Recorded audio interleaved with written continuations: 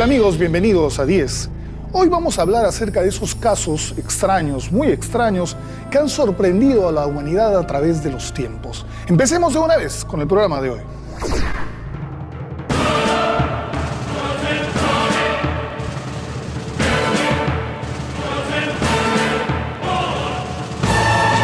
Existen acontecimientos que escapan a la razón o a cualquier explicación sensata. El misterio que los envuelve es motivo de estudios, investigaciones y teorías. Muchos de ellos están vinculados a asuntos científicos, culturales o religiosos, pero siguen sin resolverse a pesar del paso del tiempo.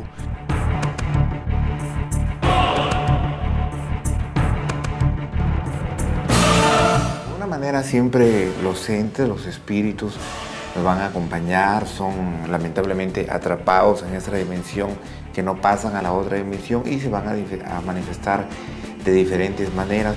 En momentos de grandes avances científicos y tecnológicos, aún ignoramos muchas cosas sobre esos sucesos extraños. La mayoría de estos enigmas provocan acaloradas discusiones, ya que hay gente que los defienden o justifican, y también los que no creen en ellos.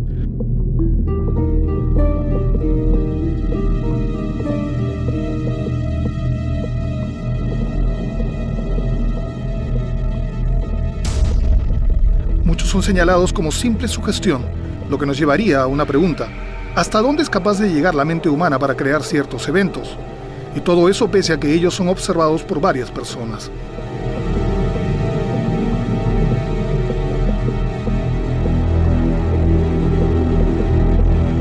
Ellos forman parte de mitos, leyendas, episodios sobrenaturales o hechos fantásticos que los convierten en grandes enigmas mundiales.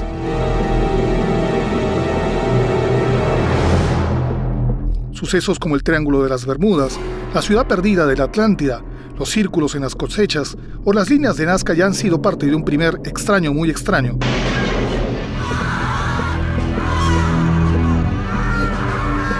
Pero hay tantos hechos que aún no tienen respuesta que este parece ser un terreno rico para explorar. La tecnología casi ha dado respuesta a todo, sin embargo existen todavía algunos misterios y enigmas que tienen que ver con la vida, con el hombre, con el universo.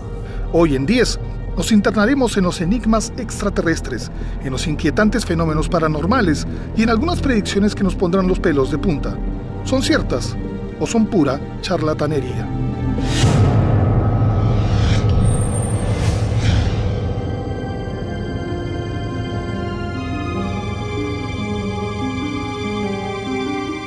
La reencarnación es una creencia según la que al morir una persona, su esencia, su alma, su mente o su energía se separa del cuerpo que acaba de morir para tomar otro y volver a nacer. Según eso, los seres humanos tendrían muchas vidas a lo largo de los tiempos. Existen muchos estudios acerca de la reencarnación y también mucho escepticismo, aunque religiones como el hinduismo, el budismo o el taoísmo creen firmemente en ella. Un caso muy conocido es el del niño escocés Cameron Macaulay. Desde que tenía 2 años comenzó a contar historias de su infancia anterior en la isla escocesa de Barra, la que nunca había visitado. Hablaba de sus antiguos padres, hermanos y contaba detalles de su vida previa. Lived in the White House with my mom and dad and my 3 brothers and sisters. Al principio Norma, su madre, no le tomó importancia, pero mientras el niño crecía daba más referencias de esa vida pasada. What can you tell me about the house that you lived in? And it was white. How many stories were there? Was it just one level or was it more than one? One level. Did you see your dad get knocked out by the car? Yeah. You remember his name? Yeah, what was his name? Robertson. Hablaba de su antiguo padre, Shane Robertson, de su perro, de color blanco y negro, de un carro negro y de la casa en que vivía de color blanco, desde la que veía el mar y aviones aterrizando, y que en ella había 3 baños. See the beach when I look out the window, and sometimes my brothers and sisters could go by themselves, and I looked out my window and I saw them playing. En el 2005 su madre se contactó con un psicólogo de la Universidad de Virginia, especialista en casos de reencarnación, y junto a unos productores del Canal 5 de Gran Bretaña, fueron a la isla de Barra.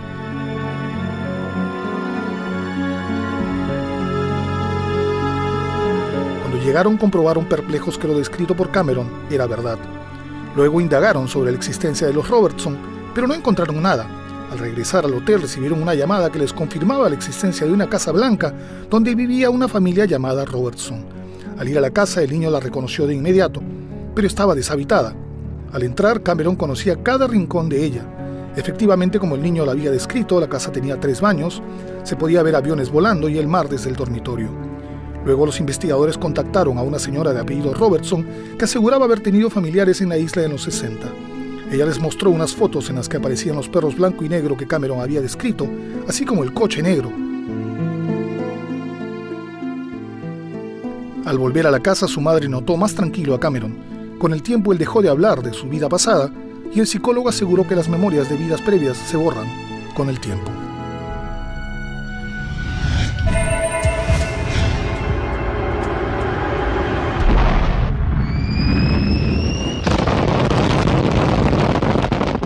Los habitantes de la localidad de Tunguska, en Siberia, Rusia, fueron testigos de un fenomenal evento ocurrido en 1908. Este lugar, dedicado al pastoreo de renos, se vio devastado cuando una enorme explosión oscureció el cielo, destruyendo todo lo que encontraba a su paso.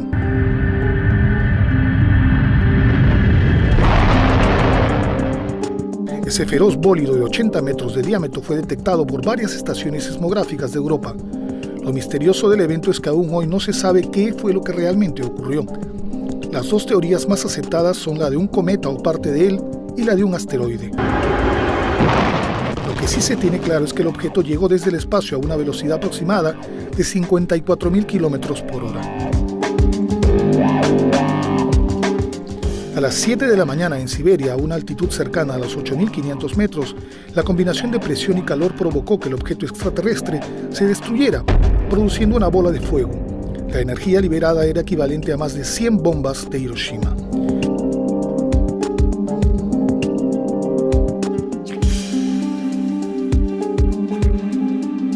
Lo que dejó a su paso este fenómeno fue devastador. Muchos animales murieron y derribó árboles en un área de más de 2.000 kilómetros cuadrados y se produjo un incendio forestal. Las ventanas de las casas reventaron, los objetos de loza se rompieron y personas y caballos fueron derribados a 400 kilómetros de distancia. Los que vieron el fenómeno lo describen como un hongo gigante y el cielo dividido en 2. Durante varios días no hubo noches. A pesar de que el sol se ponía, las personas no usaban luz artificial. El fenómeno se expandió hasta Gran Bretaña y parte de Asia. Pero el gobierno del zar no envió a un grupo especializado para analizar el hecho. Los habitantes Tungus tenían su propia teoría. La explosión era una visita del dios Ogni, que echó una maldición.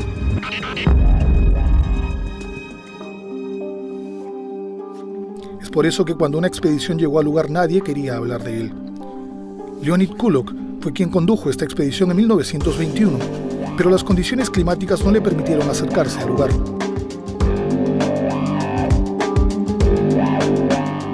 Regresó en 1927 y encontró el bosque partido en 2.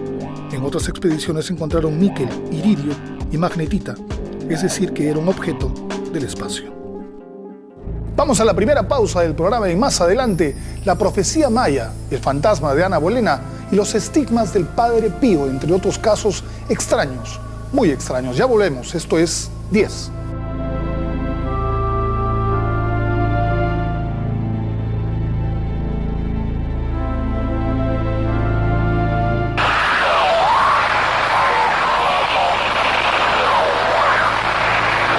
Extraño, muy extraño, segunda parte.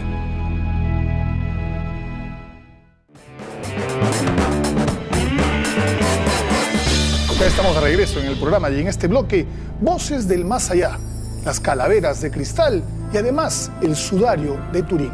Veamos.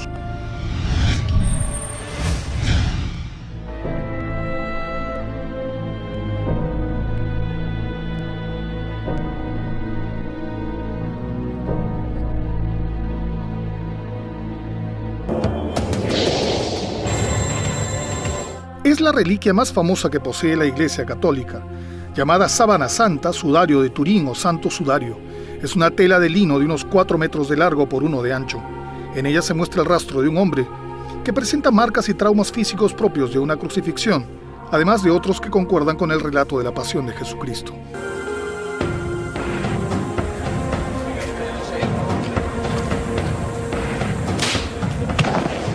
El sudario está hoy desde 1578 en la capilla real de la Catedral de San Juan Bautista en Turín.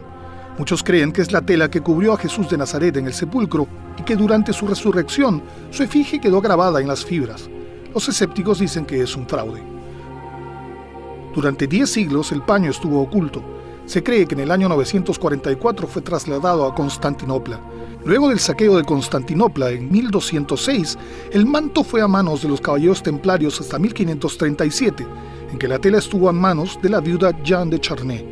Aquí nace la primera controversia, pues muchos afirman que este sudario pertenece en realidad al último gran maestro de la Orden de Caballeros Templarios, Jacques de Molay, que fue arrestado por herejía en 1307. De Molay fue torturado y sus brazos y piernas fueron clavados posiblemente a una gran puerta de madera. Tras la tortura, fue postrado en una cama blanda sobre un trozo de tela con cuyo sobrante se cubrió el cuerpo por delante y estuvo 30 horas en estado de coma.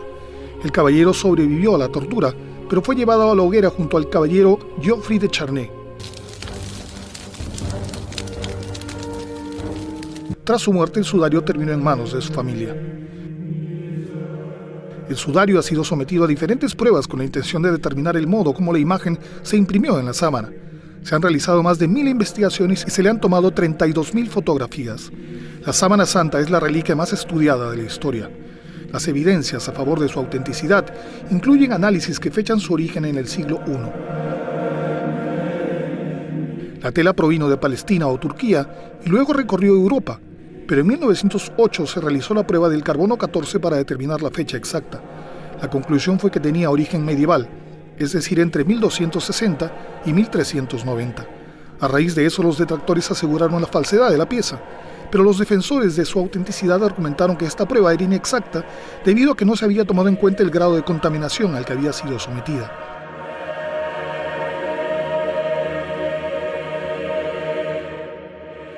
El santo sudario sigue envuelto en un halo de misterio y tanto escépticos como defensores tienden a adoptar posiciones muy cerradas sobre la formación de la imagen. La búsqueda de la verdad ha llevado a cientos de teorías, entre las que se ha mencionado incluso a Leonardo da Vinci, del que se dice era conocedor de una técnica de fotografía antigua. Sin embargo, la reliquia más importante del mundo cristiano sigue sin revelar su verdadera historia.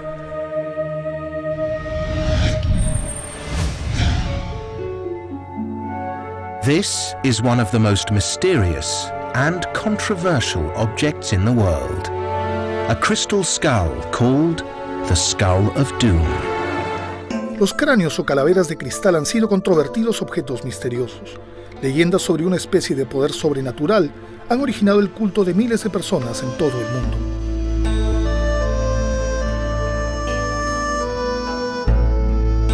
Estos cráneos humanos tallados en cristal de cuarzo no solo llamaron la atención por su belleza, ya que son piezas casi perfectas. Existe una leyenda que habla de la existencia de 13 calaveras antiguas y que su hallazgo significaría la revelación de los secretos del conocimiento universal. La más conocida es la calavera del destino, que se hizo conocida a nivel mundial en los 60 por Anna, hija del aventurero inglés y buscador de tesoros Frederick Mitchell Hedges. Según contó Anna, ella y su padre fueron a las ruinas de Lubantún, en Belice, en 1924, y hallaron la calavera en una cueva sobre una ruina azteca. Cuando Anna dio a conocer el hallazgo 40 años después, los expertos no le creyeron, ya que les parecía sospechosa su revelación tantos años más tarde. Entonces lo enviaron a los laboratorios Hewlett-Packard en California para autentificar la pieza. Los laboratorios no pudieron determinar su edad, ya que el cristal no tiene carbono, pero al analizar su superficie, concluyeron que no había evidencias de herramientas modernas en su manufactura. Así Anna demostró la autenticidad de su hallazgo. Revelaron además que la pieza tenía propiedades eléctricas, lo que originó el misticismo del cráneo. Su dueña recorrió el planeta exhibiendo la calavera que fue objeto de culto, pues se le atribuían propiedades sanadoras y sobrenaturales.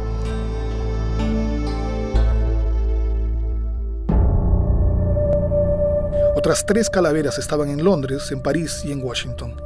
En el 2008, gracias a la tecnología moderna, los científicos volvieron a analizar los 3 cráneos. Primero, se observaron objetos de cristal de cuarzo auténticos de culturas mesoamericanas para observar sus superficies y contrastarlas con las calaveras. Los cráneos habían sido tallados con herramientas del siglo XIX, como el torno, con abrasivos como el diamante y otros sintéticos. El siguiente paso fue analizar la calavera del destino, cuya dueña aseguraba que debido a su perfección solo había podido ser tallada por artesanos de generación en generación. Al someterla a la tecnología, se concluyó que fue tallada por humanos en el siglo XX. El actual dueño del objeto afirma que las culturas mesoamericanas provienen de los antiguos habitantes de la Atlántida, de los que se presume tenían conocimientos muy adelantados y manejaban técnicas modernas transmitidas por extraterrestres. Por lo tanto, estas calaveras habrían sido hechas por extraterrestres o por la antigua civilización perdida de la Atlántida.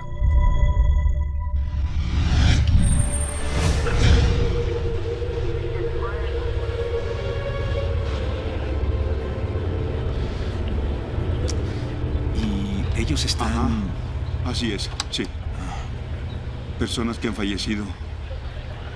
Escuche esto.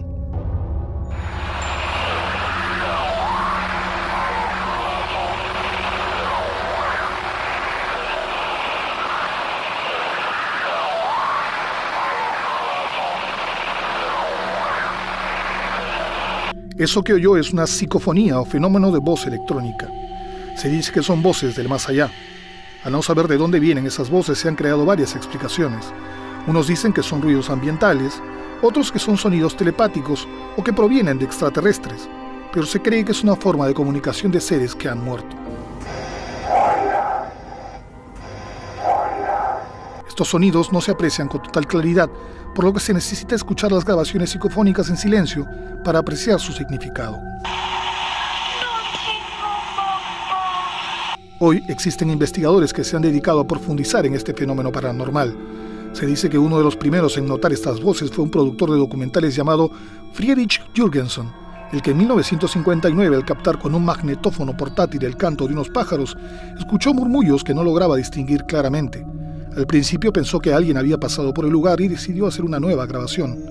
Al escuchar la cinta reconoció la voz de su madre muerta que lo llamaba con el apelativo que ella le había puesto.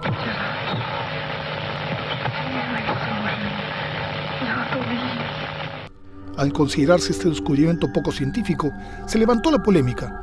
Sin embargo, algunos defienden la hipótesis de que así podemos comunicarnos con personas fallecidas. Rob Browning murió en agosto del 2000. Su madre quería saber si su hijo estaba bien y logró escuchar lo siguiente en una grabación psicofónica.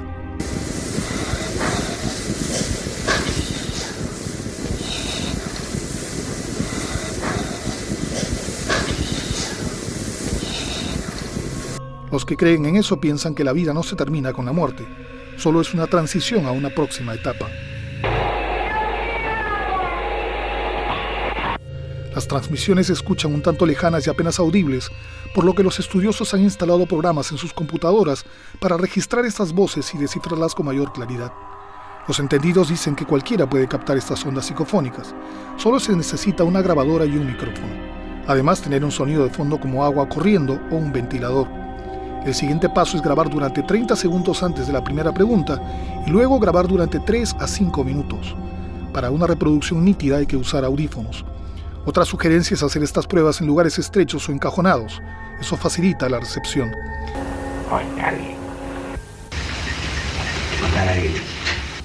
Este método abrirá una especie de portal para comunicarnos con los muertos. ¿Dónde se encuentran? ¿Son extraterrestres o solo es nuestra mente que nos juega una broma pesada?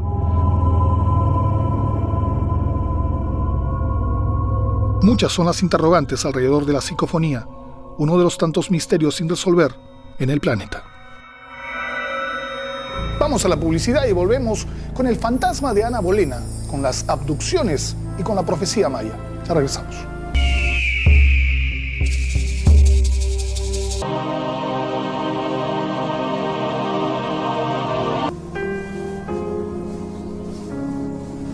Extraño, muy extraño, segunda parte.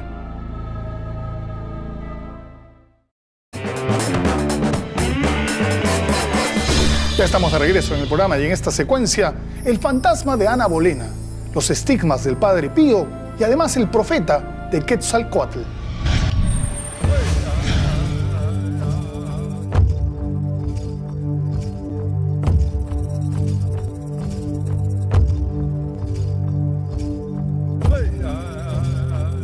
La leyenda de Quetzalcóatl, que significa serpiente emplumada, ha tenido varias versiones a lo largo de los años. Es una de las deidades de civilizaciones prehispánicas, sobre todo de la cultura azteca. Esta leyenda envuelve muchos misterios, pues se le ha descrito como un dios convertido en humano y un hombre de amplia sabiduría.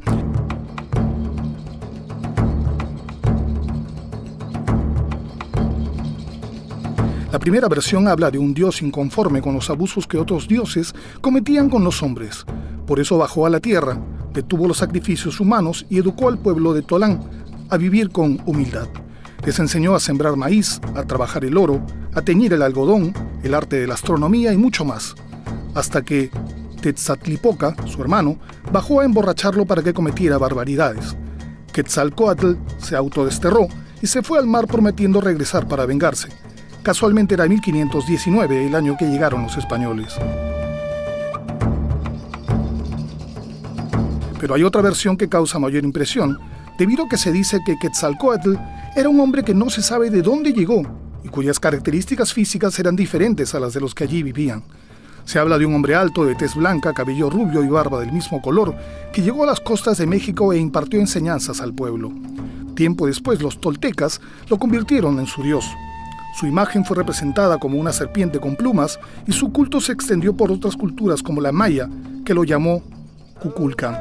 La imagen de este sabio ha sido colocada en palacios, templos y monumentos y según la tradición maya al morir subió al cielo y se convirtió en una estrella. Cuando el emperador Montezuma gobernaba a los aztecas, ocurrieron varios sucesos desafortunados, como la caída de un cometa, un incendio en el templo, tempestades y otros fenómenos naturales. ¡Hey! Por eso se tenía la creencia que la llegada de Quetzalcóatl estaba cerca. Cuando los españoles llegaron a México al mando de Hernán Cortés, el pueblo no resistió ver el parecido físico de los recién llegados con Quetzalcóatl y el brillo de sus armaduras y cascos, y pensaron que se trataba de su dios que había regresado. Por eso el emperador Montezuma les ofreció ofrendas de oro y joyas que alimentaron la ambición de los conquistadores.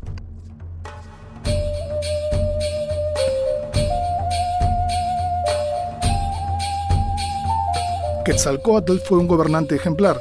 A él le atribuyen la invención del calendario, conocimientos agrícolas, fundir metales y tallar piedras preciosas. Una teoría dice que este hombre existió antes de la llegada de los españoles y que podría tratarse de un vikingo.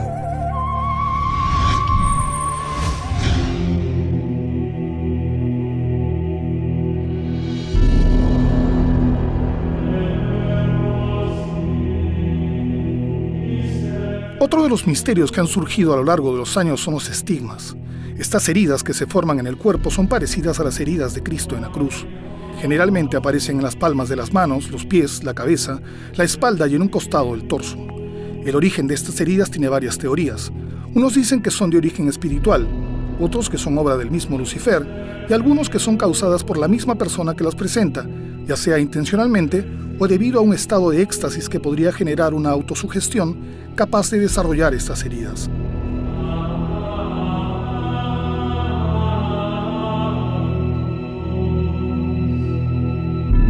San Francisco de Asís es uno de los primeros estigmatizados de la historia. Presentó heridas en manos, pies y el torso en el monte Albernia en 1224, permaneciendo con ellas hasta su muerte. Otro caso muy conocido es el de Francesco Forgioni, más popular como el Padre Pío de Pietrelcina, un religioso capuchino conocido por haber presentado estigmas y hacer milagros. Desde pequeño dijo que podía hablar con la Virgen y el Sagrado Corazón de Jesús, intercediendo por las personas que sufrían. Luego de su ordenación enfermó y fue enviado a su pueblo para que se curara.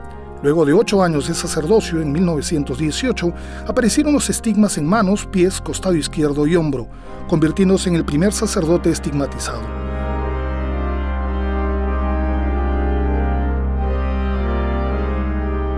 Sus marcas en las manos se iniciaron como una mancha roja del tamaño de una moneda que se fue extendiendo hasta atravesarlas de lado a lado, causándole mucho dolor. Al conocerse la noticia, el Padre Pío tuvo muchos devotos, los que iban a San Giovanni Rotondo para verlo, besarle las manos y confesarse con él. Entre los milagros que se le atribuyen a Pío de Pietrelcina son curas milagrosas mediante la oración. Podía estar en 2 lugares al mismo tiempo y predijo algunos eventos del futuro.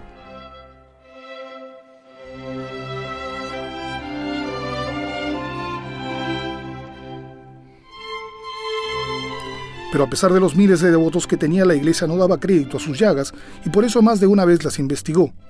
Una de las primeras conclusiones fue que las heridas eran de origen neurótico. El Santo Oficio emitió un comunicado en el que decía que no se pudo constatar los hechos. Por eso el Padre Pío tuvo defensores y detractores dentro de la iglesia. Finalmente, en septiembre de 1968, el padre cumplió 50 años de sufrir los estigmas y ofició su última misa visiblemente débil.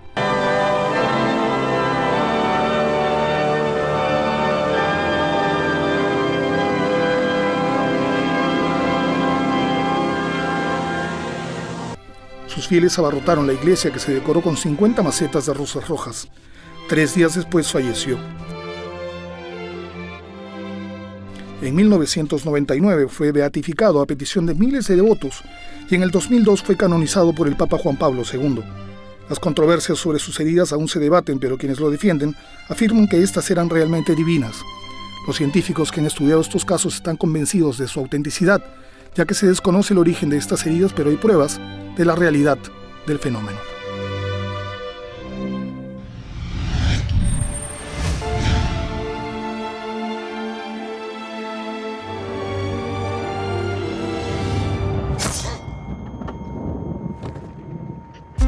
¿Cree usted en fantasmas?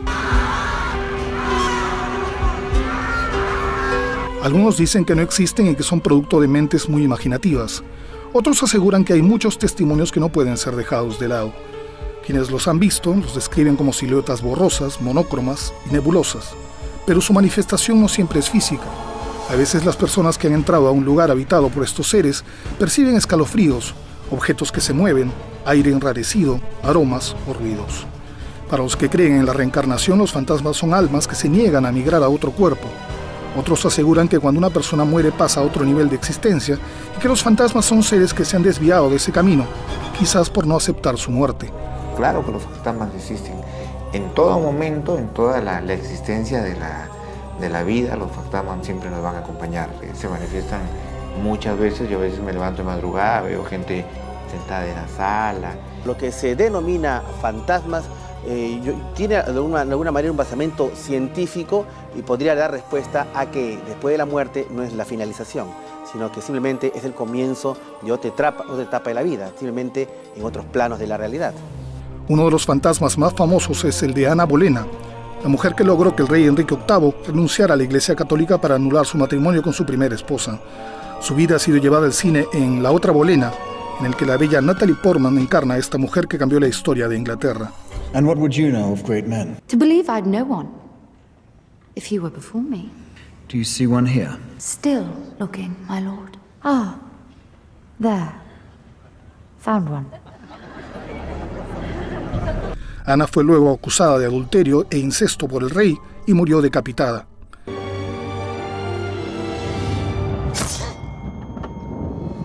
Fue enterrada en la capilla de la Torre de Londres en 1536. A lo largo de los siglos, el personal de la Torre de Londres ha visto el fantasma de Ana Bolena vagando por los calabozos. Una de las apariciones más impresionantes se registró en 1864. Un guardia de la torre fue hallado inconsciente y acusado de quedarse dormido en su puesto, por lo que fue sometido a un tribunal militar. El guardia relató que encontró una figura blanca que salía de una neblina al amanecer, que no tenía cabeza y se dirigía hacia él. El soldado lanzó una advertencia a la figura, pero como ésta siguió aproximándose, intentó atravesarla con su bayoneta, recibiendo luego una descarga eléctrica que lo dejó inconsciente. Luego de reunir varios testimonios que aseguraban también haber visto la espectral figura, el soldado fue liberado.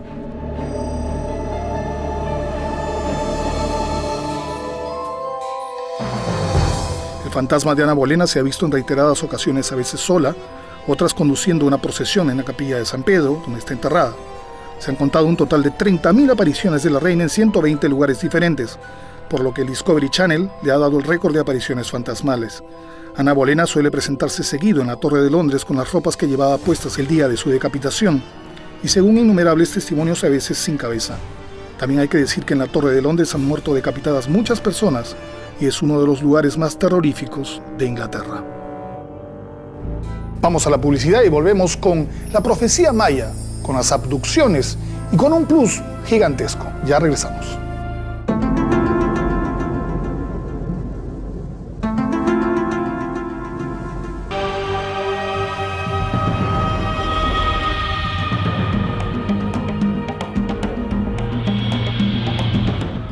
Extraño, muy extraño, segunda parte.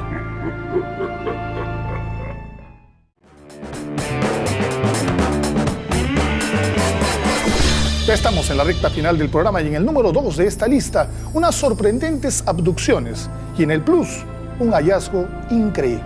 Veamos.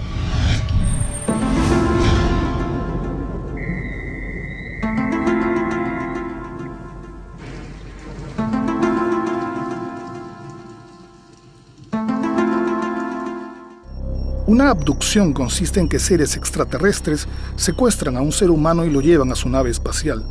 Esto comenzó a registrarse en los años 50, pero fue en los 60 y 70 donde cobraron más fuerza. Los relatos son muy parecidos entre sí e incluyen laboratorios o salas de operaciones.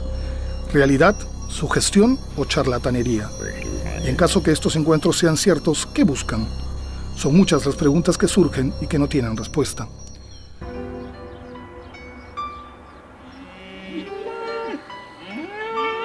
Travis Walton era un leñador que trabajaba en el bosque de Snowfall, Arizona, al lado de 5 compañeros. Era 1975 y luego de terminada su jornada subieron a una camioneta rumbo a la ciudad. De pronto vieron una gran luz que los cegaba, detuvieron el auto y Travis bajó a ver qué pasaba. Al principio me comporté como un fanfarrón. Pensaba que aquello se iba a marchar antes de que me acercara. Pero cuanto más me acercaba, más comprendía que no se iba a mover. Empecé a pensar que aquello no era una buena idea. Notó que la extraña luz era parte de un objeto circular y fue tirado al piso.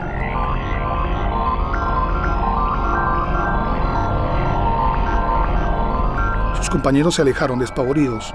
Luego regresaron por él, pero no lo encontraron. Ya en el pueblo denunciaron su desaparición. La historia apareció en los diarios y se formaron grupos de búsqueda, pero no tuvieron suerte. El sheriff empezó a sospechar que habían inventado todo para encubrir un asesinato. Los leñadores se sometieron a la prueba del polígrafo. 5 la pasaron y 1 tuvo un resultado no concluyente.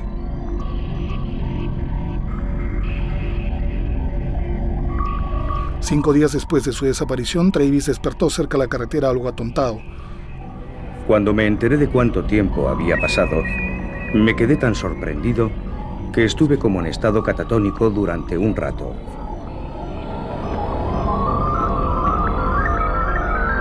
Cuando estuvo recuperado, recordó haber estado en una nave espacial en una mesa sintiendo mucho dolor. Vio a unas criaturas que tenían un aspecto similar al humano. Luego dice que fue llevado a una habitación circular. Su historia dio la vuelta al mundo, pero así como muchos le creyeron, otros lo acusaron de inventarla para conseguir fama y dinero. Sus compañeros nunca cambiaron su versión.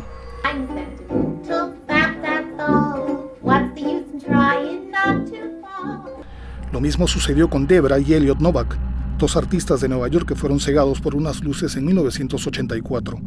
Era tan grande que tapaba todo el cielo, miraras en la dirección que miraras. Llenaba por completo todo mi campo visual.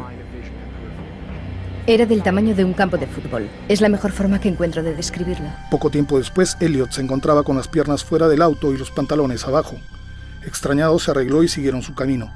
Al día siguiente, el New York Times reportó varios avistamientos de estas luces. Elliot despertó con un fuerte dolor en la zona pélvica y los muslos.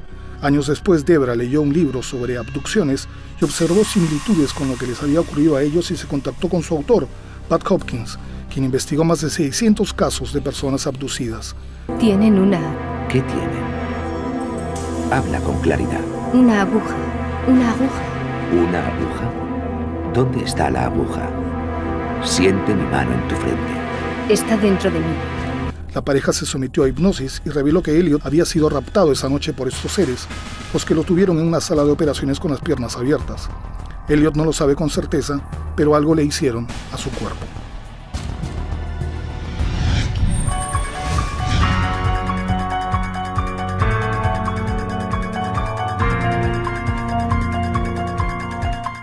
La Biblia y otros relatos hablan de seres humanos gigantes. Recordemos a Goliat, que fue un gigante derribado por el pequeño David.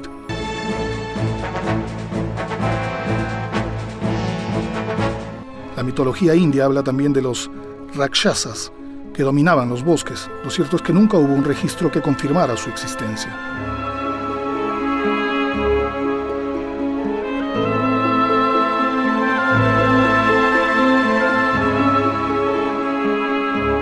Hace algunos años empezaron a circular por internet fotos de excavaciones realizadas al norte de la India.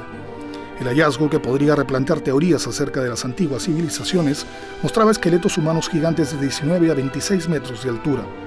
En las fotos podía verse los estudiosos que realizaban las excavaciones y se notaban las diferencias de tamaño. El gobierno indio había acordonado el área y a nadie se le permitía entrar excepto un equipo de excavación de National Geographic.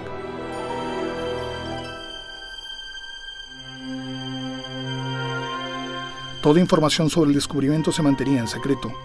También se hablaba del hallazgo de una tablilla cerca del esqueleto que tenía grabados que decían que los dioses mitológicos indios habían creado gente de tamaño colosal. En el 2004 un hallazgo similar se reportó en un periódico en Bangladesh. Se hablaba de un nuevo descubrimiento en el sureste de Arabia Saudita. Curiosamente también se halló una tablilla, esta vez escrita en lenguaje árabe.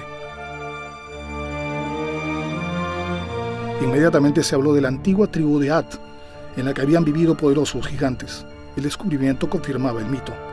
La noticia se difundió por internet y el mundo estaba maravillado con el hallazgo, pero había cierta suspicacia.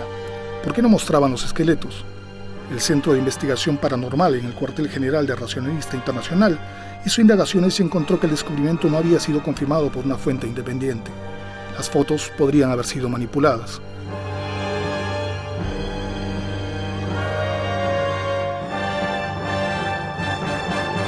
La noticia siguió circulando bajo el nombre de National Geographic. La institución emitió un comunicado desmintiendo el hecho. En el 2012 supo la verdad. Un tal Iron Kite envió este montaje para un concurso de Photoshop de la web worthmill.com y añadía un escrito diciendo que era un descubrimiento de National Geographic.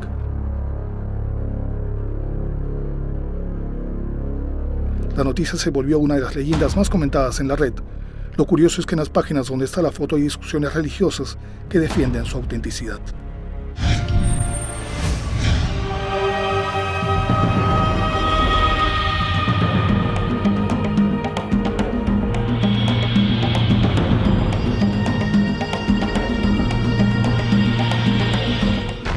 La cultura maya fue una de las más poderosas del mundo.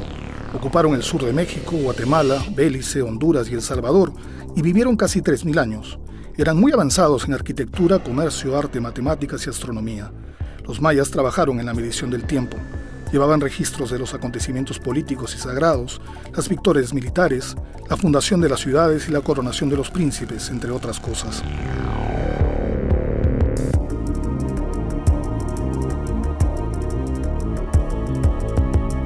Los mayas disponían de 3 calendarios: el Solkin de 260 días, el Aap de 365 días, igual a nuestro calendario gregoriano, y el calendario maya de la cuenta larga. En este calendario hay unidades de tiempo conocidas como Catún, que duran 20 años. Por cada Catún los mayas formularon una profecía específica. Cada Catún y su profecía se repetirían cada 260 años. Los estudiosos dicen que los Catún han hecho predicciones como la llegada de los españoles, la Revolución Francesa, el asesinato de Lincoln y el caso Watergate. El calendario también revela un hecho apocalíptico. Para entender la profecía maya, primero debemos entender la mentalidad de esta civilización. Ellos creían que el tiempo se dividía en 5 grandes ciclos de 5.125 años. Los dioses terminaban cada ciclo de forma catastrófica para empezar otro nuevo.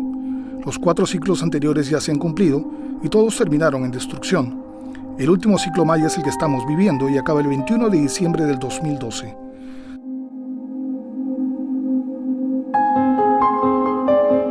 Pero lo que no se entiende es de que el calendario maya en realidad es un calendario cíclico que termina una fecha que viene a ser el 21 de diciembre de 2012 y vuelve a comenzar. Entonces es ahí donde algunos han especulado de que podría ser esto pues la finalización de la humanidad, el fin de los tiempos, el fin del mundo. Y esto no es así. Según la profecía maya, esta fecha está ligada a un evento astronómico que establece que la Tierra completa un ciclo alrededor de su eje y hay una alineación del Sol con el centro de la Vía Láctea. Ese alineamiento cósmico solo ocurre cada 26.000 años. ¿Qué ocurrirá el 21 de diciembre del 2012? Los mayas predijeron que en los años cercanos al 2012 se producirían transformaciones y cambios, el incremento de huracanes, devastaciones de la tierra y cambios sociopolíticos. Si cada ciclo termina devastadoramente, todo indica que este diciembre del 2012 culminará con grandes destrucciones en el planeta. Lo que nadie sabe es cómo se desencadenarán.